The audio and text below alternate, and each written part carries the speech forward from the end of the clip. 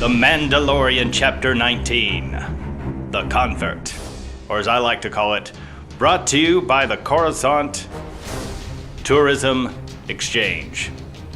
I'm Candler Budd, and with me as always is Brian Solo. Brian, hope you're doing well. Thanks for having me. As always, it's great to talk to you as if we were talking on the phone.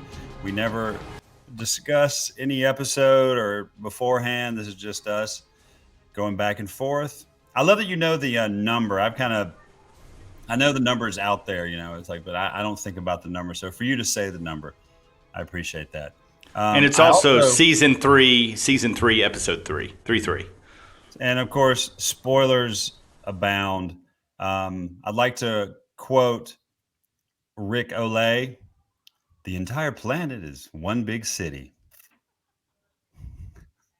Brought to you by the Coruscant Tourism Exchange. Coruscant. I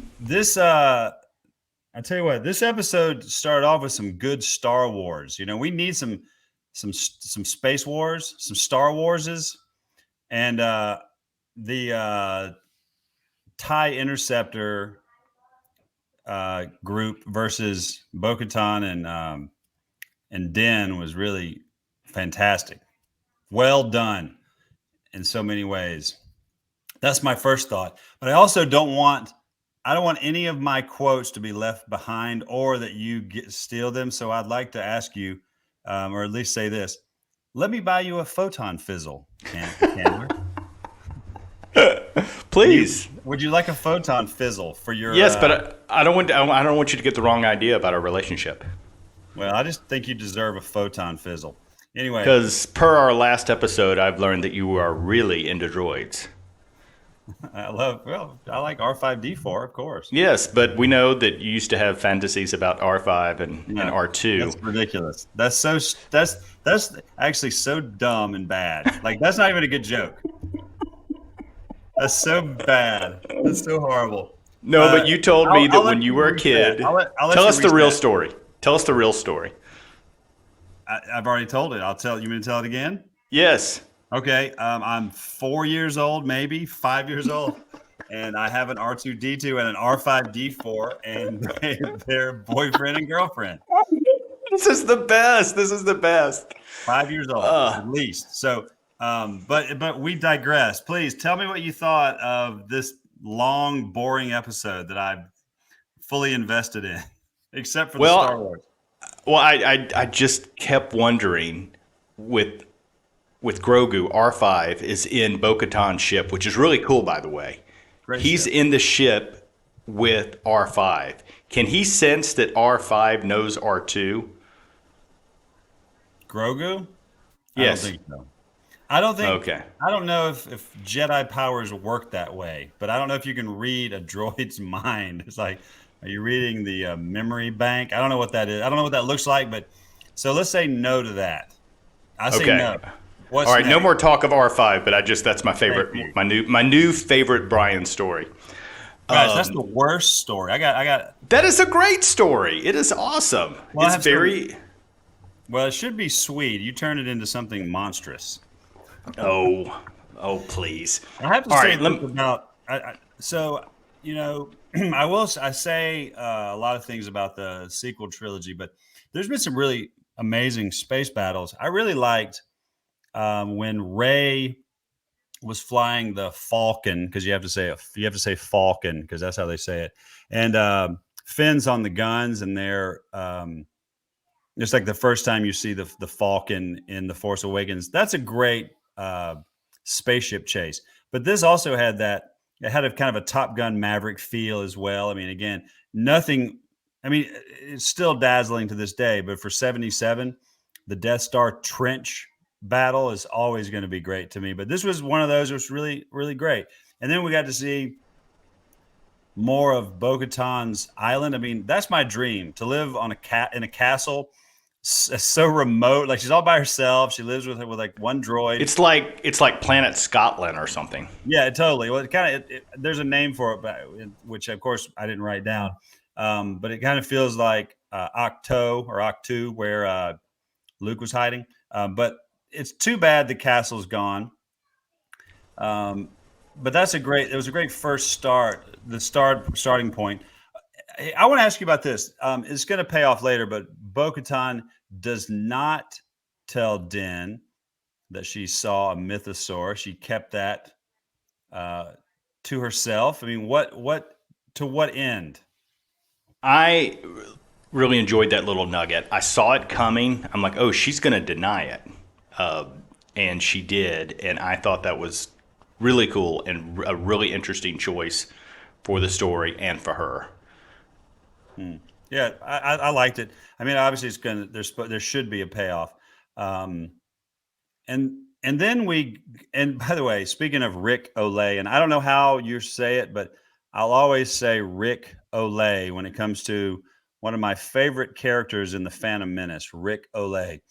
The entire planet is one big city. Oh, look, there's Chancellor Valorum. He's waiting for it. I don't know what the line is. There's actually a super cut of the Phantom Menace on YouTube where you can it's all Rick Olay. Anyway, I got to check that A. And he also says to Anakin, you catch on pretty quick. I'm paraphrasing, but there was something to that effect. Shields are back.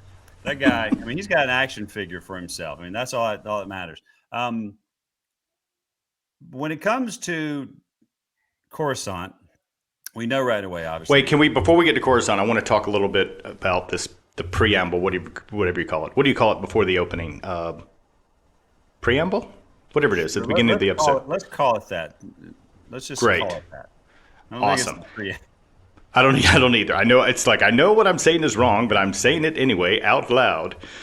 But that whole opening sequence was incredible. That's one of my favorite battles I think I've ever seen, and it definitely reminded me of Force Awakens, that same battle you were just mentioning, and everything about it. The ships going from the top going down, and Bo-Katan was going down, and the TIE Inceptor was going up. That was so awesome. And let me tell you this, Brian. If you were to tell me that, okay, in the next episode, Grogu and Mando will be at the beginning, at the end, but most of it is going to be about Moff Gideon's comm officer and Dr. Pershing, I would have told you I'm going to hate this episode. But I have to say, I love this episode. Oh, wow. And it's really surprising to me, but I really enjoyed it. I don't want to talk. Go ahead. I'm sorry. No, you're actually trying to be poignant, and I'm interrupting. So go ahead.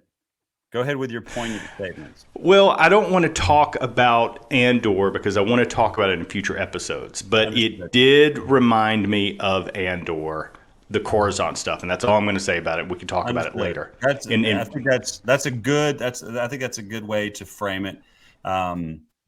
May I offer you a yellow travel biscuit? I like the red one personally, the red travel. So we're back to Dr. Glasses. There are glasses in space, and we found out his name, a Penn Pershing scientist. Yes. The entire planet is one big city. So we're in Coruscant, which it does feel like Disney World, sort of like, especially when they're eating their photon fizzles. But again, you have the amnesty program, which, like you talked about it. Now, do the cool kids take the photon fizzles? I'd like a photon fizzle, please, bro. I don't think so. They're totally eating a kid.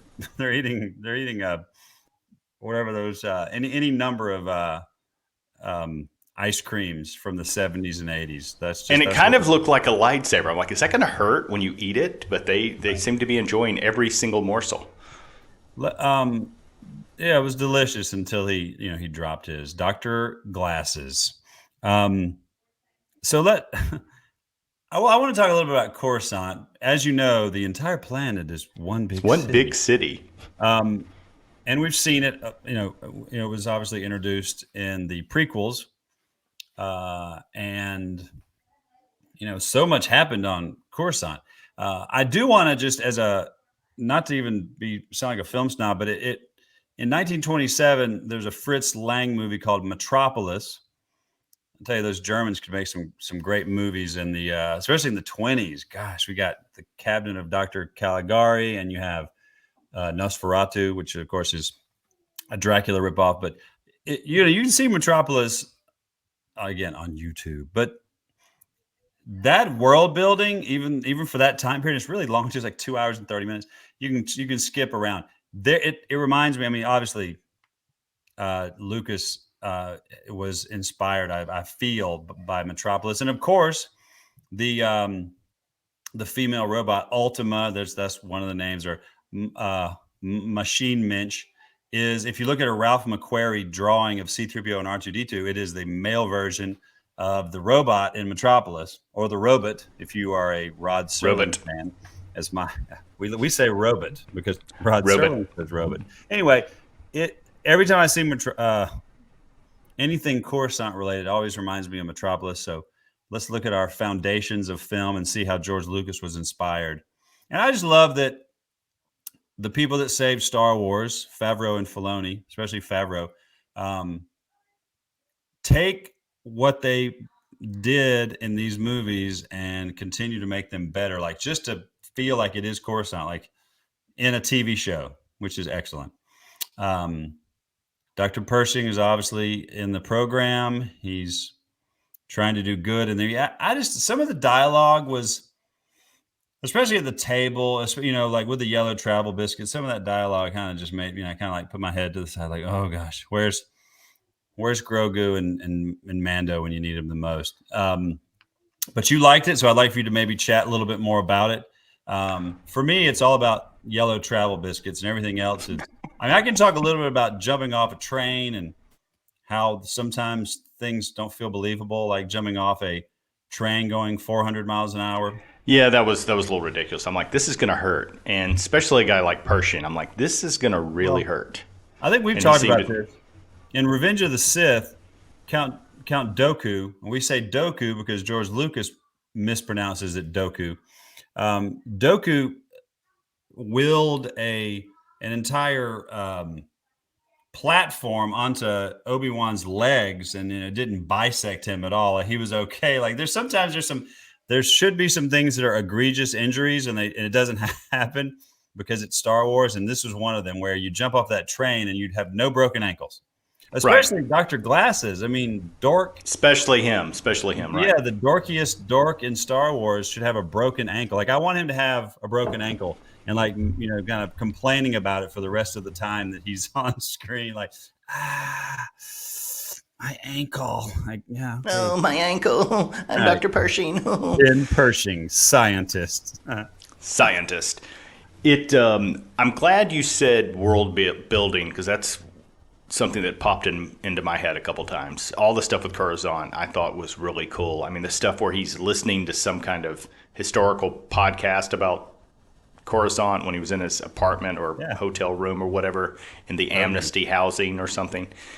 And I assume that was the same when he was making that speech. That was the same building as the opera where the dark side is a pathway to many abilities some would feel are unnatural. I'm paraphrasing, but everyone's favorite Palpatine monologue, right? Yes. He apparently so powerful. And apparently he was sick when he recorded that, and Lucas left it in because it sounded more sinister. But that's Lucas, especially effect without a story's pretty boring thing. Yep, more sinister. But so I'm just imagining being in that audience. So you see his head, his hollow projection of his head. Yeah. And it looked like it was like part of it was in the audience. So like there's a person that's in the audience that's right by this like huge ear, or like right by the huge glasses. That would I couldn't pay attention to the speech. It would wig me out totally. It was kind of like a TED talk. I don't know why that was happening. So because at this point, I was like, oh, this is okay. This is where the opera. Well, I will say one thing, two nitpicks. One is the train, and I did think the train. The other part was it started getting a little science-y, and I like my Star Wars to be a little more fantasy and less sci-fi. I think you feel the same way. So when he was talking about all the cloning, it got a little sciencey for me, but I still thought I still really enjoyed this episode. And I forgot where I was going with this. I know I joke a lot about Dr. Glasses, but they're all good. Everybody is totally good. Kane. You mean good actors? Oh yeah, like everybody's doing a fairly good job. I mean, some of the dialogue back and forth was a little wonky to me. But overall, very good. Well, what did you think of the dialogue? Because I liked the dialogue because it was cheesy, but it was just showcasing the worst type of people in the world, the people that Oh yeah. are rich, but are rich because of their family and do not care about anybody else and don't even care of the atrocities that are going on in the world. What did that one character say? Oh, could you imagine me drafted? Oh, we don't like to get involved. I'm like the worst people in the world. Yeah, I guess those people exist, evidently. Yes, yes, We all yes. know this. I guess we all have heard or know about them. Yeah, that was also, and you even had like a Mon Calamari, Akbar. There was a lot of Mon Calamari in this episode. I noticed Um, that. so we have Kane who betrays Pershing. We're not sure to what end, but obviously we know that it's obviously going to tie back into Moff Gideon. I would assume he's somewhere in jail. So, Yeah, but I can I mean, explain this just so I can fully understand it? And you tell me if I'm understanding this correctly. So okay, go for she's it. now with the New Republic. At least she's given off that persona. And Correct. then she's convincing him, hey, it was really better with the Empire. Come with me. And then she, No. Let me stop you. If I'm not mistaken, you should continue your work, even though they're saying no. You should definitely continue your work because it's a good thing. That's what I got from it. Not you not for should the, move, okay, okay. because she tricked him into doing all that and then turned him in as if I mean it was a entrapment. I think, is that the right word? Like, Yes, entrapment, but I think in the sense that after that we learned, especially the way she treated him when what's his name left the room and she turned up the knob, that yeah, either she he's really gone. enjoyed torturing him or she's trying to erase his memory because Yeah, she's still in league with Moff Gideon. yeah. So his mind is mush, basically. I mean, I don't know Right. what's going to happen. We'll see if he got mind mush. That kind of stuff was. I mean, I don't like that kind of stuff. If you're like tied up and they're messing with your brain, it kind of reminds me of like One Flew Over the Cuckoo's Nest from 1975, like Jack Nicholson. Like that kind of stuff bugs me because nobody like that's everybody's nightmare, getting your brain messed with. All right, isn't Sure. that one of your nightmares, Oh, Chandler? Don't you have completely. one? Okay. Completely. I don't know if you had any nightmares, but I think one of yours is having your brains turned into mashed potatoes. That's one of Completely. mine.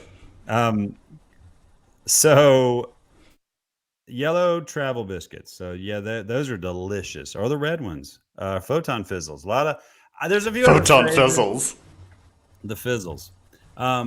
We get. So you love this part. Obviously, we're a little different in that regard, but getting back to Din and Grogu, who didn't do much except kind of look. He was kind of here, but he was there, but not doing very much, which is sometimes that's the way.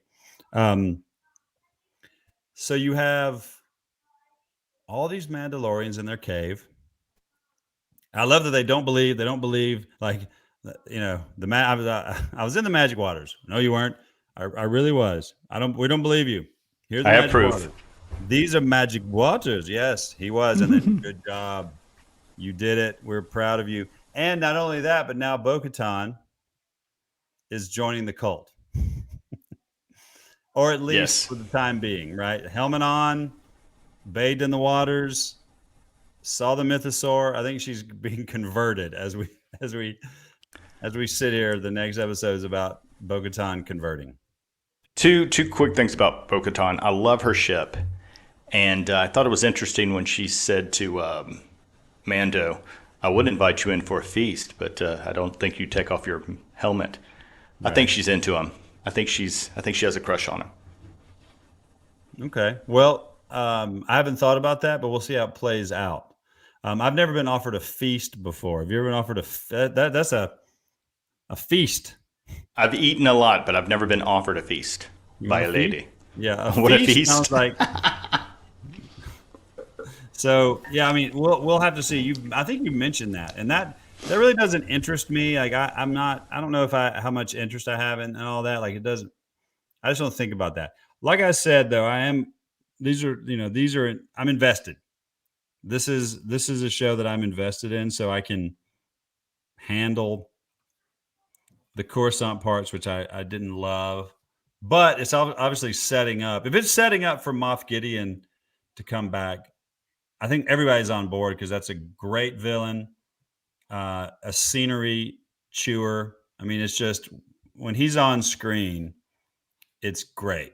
And so we need that. And so I'm glad that we have that connection between Kane, whatever happens to Penn Pershing, scientist, and what's going to happen. Where's Moff Gideon? I'm also interested, and this is my last point, and then I'm finished. I'm really am done. You're talking about this thing of Bo-Katan, like maybe liking Din. I'm honestly more interested in what's going to happen with the dark saber. Hasn't really come up, but obviously she, wants it. So I'm more interested in what that's going to look like as we move through the next couple of episodes. I am too. A lot of that is in jest, but I just because now I'm like looking for it and I want to joke about it. But and I'm going to totally contradict everything I've said in this episode. Is it a weird choice to have a long episode where it's just setting up for the idea that Moff Gideon might come back? Because that's what a big chunk of this episode was. But yet I still really enjoyed it. Yeah. And also, I lied. I said I was done, but you're asking me my bad. Rhetorical. No. I mean, it's a big setup. Yeah, it's a long setup. So I'm like, oh man, like I'm. It's kind of like when Book of Boba Fett was happening. The second Grogu and Din get there, I'm so on board because I realize these are the characters that I want to see. So hopefully we're setting up for something interesting. We'll have to see. That's all. That's how poignant. We'll have to see. Yeah. This really is my last question. So we've seen these space whales, whatever they're called, in the first episode when Baby Yoda is going through hyperspace. There are these whales that are going through Grogu. Baby Yoda, Grogu. Okay. I say both. But I know in the universe it's Grogu. And we know that Thrawn is coming at some point. Will we see Thrawn? Are you saying Grand Admiral Thrawn? Is that what you just said? Yes, but I just said Thrawn instead of Grand Admiral Thrawn. Okay, good. I thought you said that, but I wanted to say Grand Admiral for some reason because I'm a total jerk. You're not a jerk. Jerk in the world. Hey, everybody wants a Thrawn like they wanted somebody else that was cartoon that became live action. Ahsoka, right? So they have all these. Love Ahsoka. Yeah, and hey, listen, Grand Admiral Thrawn is great in the Timothy Zahn series, Heir to the Empire. That's where I first. It's all, they ruined canon, or they destroyed the canon. But like, if you've never read that trilogy, that's a darn good. I'm just talking about a one viewer, like, some. But they're pulling from it. They're pulling some things from it anyway. Yeah, but like he's amazing in that. Like that, that's where I was like, oh man, this is amazing. I love that. That's a good series, that Heir to the Empire trilogy. Anyway, I hope we see Grand Admiral Thrawn. The Thrawn trilogy. I guess they'd call it the Thrawn trilogy. And I hope we see R5 and R2 reunited. They don't even know each other, Yeah, they know each other. Do you think so? They think they talked on the Jawa, the crawler? Oh, sure they did. Lots of beeps and bleeps and... No, I thought he was asleep. You remember he was like, wake up. C-3PO was always... Oh, yeah, that's true. Yeah. So maybe they didn't talk. Good point. And again, not everybody has to know each other. That's the one thing that I hope somebody who's writing, not the whole universe has to know everyone. We don't have to all be connected some way, C-3PO was built by Darth Vader. Oh, groan. Give me a break. Come on. Rick Olay. Listen, I think Jar Jar is a scapegoat for the Phantom Menace, right? Like he's not a great character, but I can name like 3 other terrible characters, worse than Jar Jar. But I like Rick Olay. I like Captain Panaka. I love Panaka. Looks pretty bad. Everybody this way, Panaka. Your Highness. He always said something negative. Your Highness, this is a battle I do not think we can win. Yeah. Panaka was the biggest naysayer. Like he was a tough character, but he was bummed. He just was like, I was bummed that he didn't come back in Attack of the Clones. Well, you had to have the guy with the eye patch. Why can't I think of his name? It'll come to me. Typho. Is that Captain Typho? Captain Typho. Yes. Well, this has been fun. Brian Solo, thank you so much. I'm Candler Bud. This is Grab the Remote. Yellow Mandosodes. travel biscuits. Yellow travel biscuits. And what are the fuzzies? Photon fizzles. Oh, fizzles, not fuzzies. Fizzles. Photon I like a good old-fashioned photon fuzzy. That too. We'll be right back. Or we won't be back. We will, but next week. Goodbye.